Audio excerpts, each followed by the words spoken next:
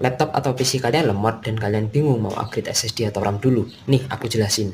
Jadi kalau misal kalian masih pakai HDD, aku saranin kalian upgrade SSD dulu karena itu bakal ngebantu saat booting Windows lebih cepat. Terus juga kalian saat main game loadingnya juga bakal lebih kenceng dan saat transfer data itu juga bakal ngebantu kalian banget. Terus kalau misal laptop atau PC kalian pakai SSD, kalian bisa tambah RAM kalian misalnya yang dari 8 GB ke 16 atau dari yang 4 ke 8 GB, biar waktu kalian buka banyak aplikasi sekaligus atau buka banyak tab di browser kalian itu bakalan lebih ringan. Jadi kesimpulannya, jika laptop atau PC kalian itu masih pakai HDD, kalian upgrade ke SSD dulu.